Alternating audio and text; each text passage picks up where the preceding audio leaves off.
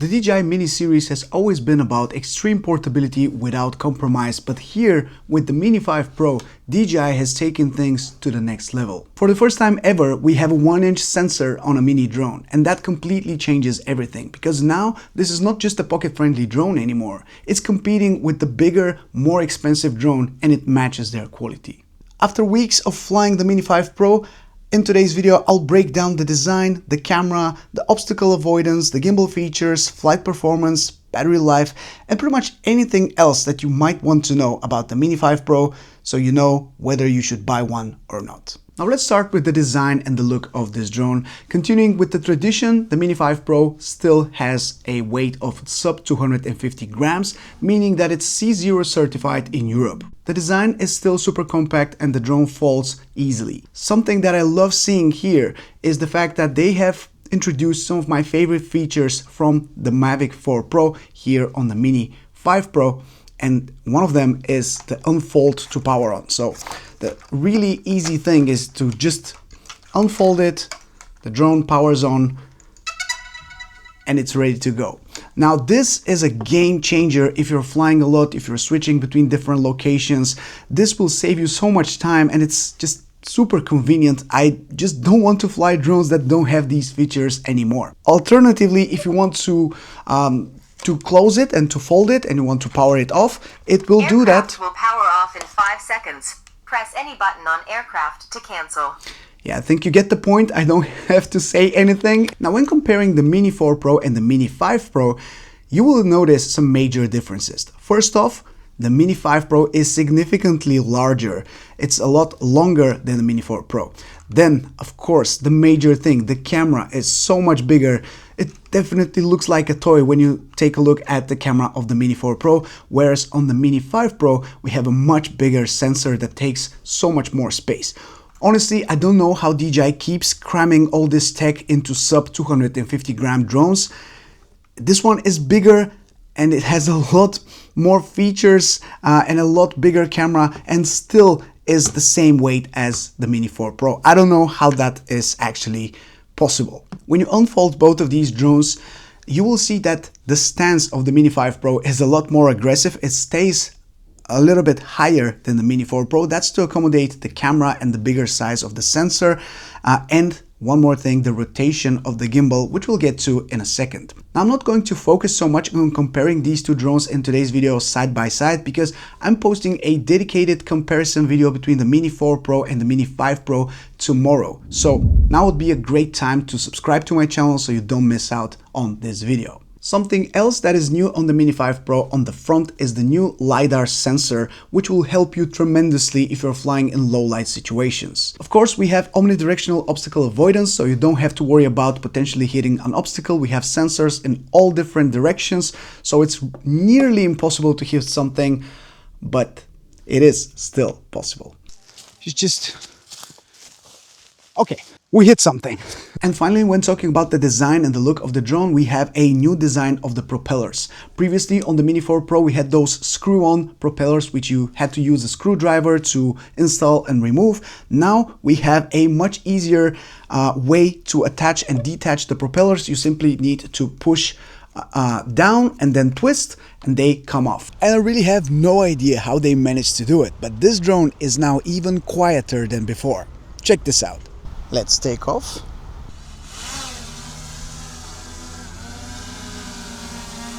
So you can see me how close I am to the drone. This is insanely quiet and it's like 1 meter away from me. Let's go up to about 10 meters. Right now the drone is only at 10 meters of altitude and it's almost silent. It's crazy.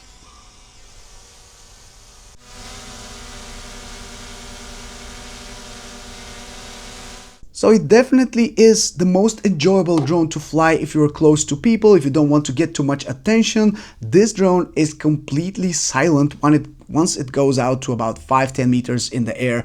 And even when it's next to you, especially if there are road noises or any noises around you, you can't even hear it. It's that good. Now let's continue with the headline feature of the Mini 5 Pro, which is of course the camera. We have a 1-inch sensor capable of shooting 4K 60 frames per second HDR video in 10-bit D-Log M. slow motion video in 4K 120 frames per second, and 50 megapixel photos. On paper, that's really impressive, but what that really means is that we have 14 stops of dynamic range, which will help you tremendously to preserve the highlights and the shadows when shooting in tricky situations like sunset or sunrise, for example. The bigger sensor also means that you have more light coming in, meaning that even when flying at nighttime, this drone is going to give you great results. This footage has been shot in ISO of 3200, and as you can see, the noise is not that bad, and if you apply some noise reduction that is very mild, you get great results straight away. DJI has also introduced a new 2x 48mm medium telephoto mode on the Mini 5 Pro, which I was really surprised about. This mode lets you zoom in and focus on a specific area, similarly to the bigger drones that DJI has in their lineup, such as the Air 3S, the Mavic 4 Pro. So it kind of fakes having a second lens on this drone. It uses optical zoom to give you that 48mm look. And I wouldn't say the quality is bad, it's actually quite good and still retains all the different settings that you can use when using the main camera. So you can really take advantage of using this new mode to kind of focus on a specific subject and have this little bit of a different look to your footage that obviously people have been so used when we talk about wide angle shots. With this, you can crop in, kind of emphasize on a specific subject or an object and really take advantage of this new feature. I think it's pretty good. When talking about the camera, if you get the Fly More combo of the Mini 5 Pro, you will also get ND filters, which was a big surprise for me. I did not expect that. And this is the case that holds 3 ND filters inside.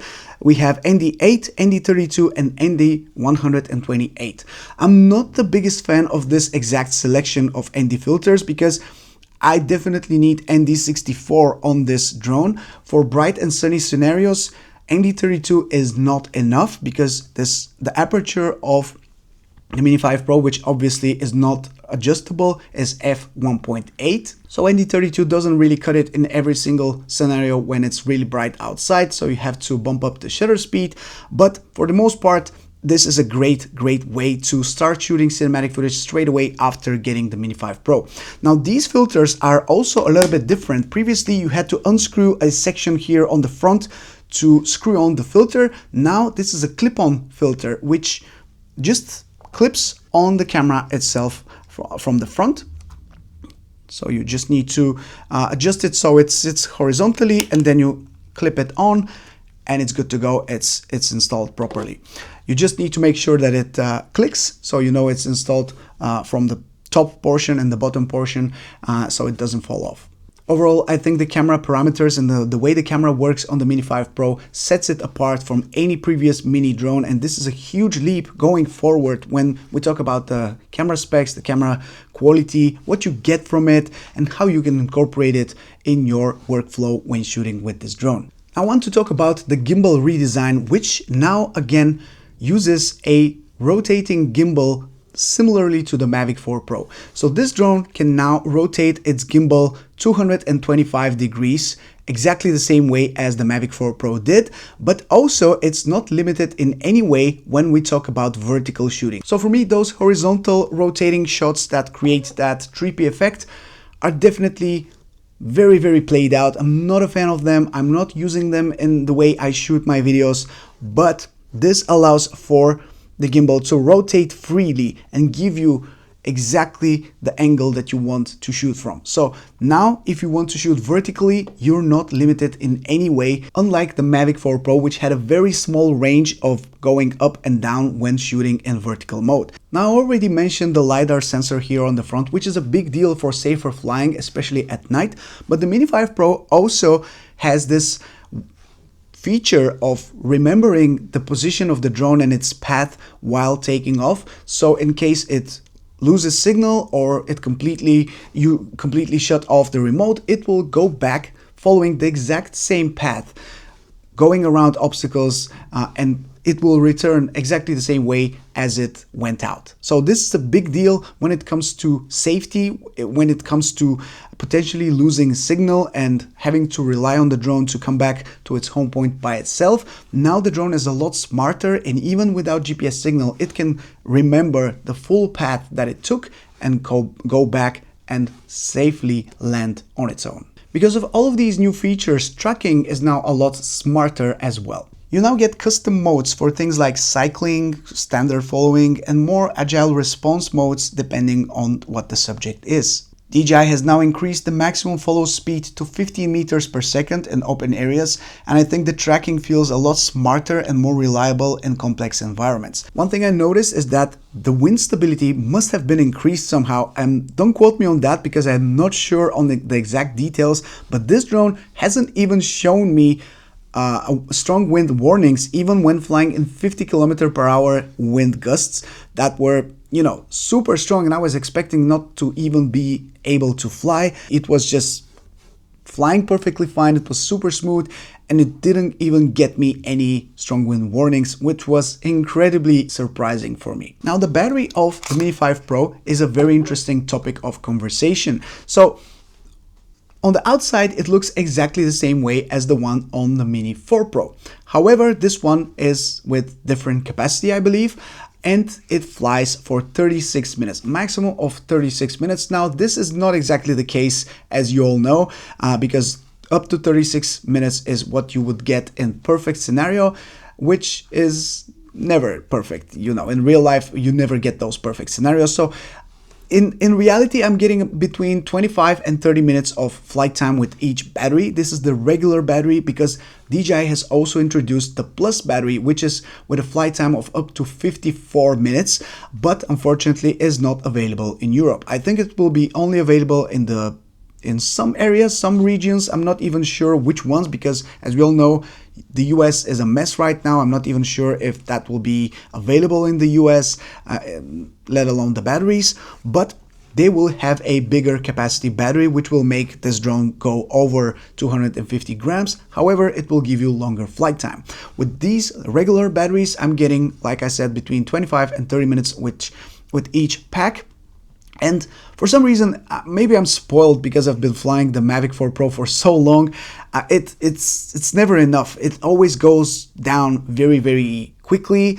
So I was thinking that it's flying for a lot less than that. Once I measured that, it turned out to be really the case, between 25 and 30 minutes with each battery. So this is what you should expect with the Mini 5 Pro.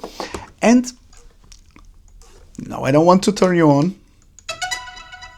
Yeah, that's another thing. Once you put the battery on, it will power on automatically. This is another feature that sometimes is a little bit annoying. I like the usability of being able to just swap batteries and get back in the air, but sometimes for reviews like this, it's a little bit annoying. Now let's talk about data transfer and built-in memory. Here you have a 43 gigabytes of built-in storage on the Mini 5 Pro, which is great because now you don't have to really compromise if you forget your SD card. You can just rely on the built-in storage and still get so much footage on it. Now, data transfer has also been improved because we have Wi-Fi 6 transfer speeds here on the Mini 5 Pro. So all you need to do is keep it turned off, grab a high quality USB-C cable, connect that to your computer. It will pop up as a USB storage and you'll be able to transfer all of your footage in a matter of seconds because the transfer speeds are just crazy good.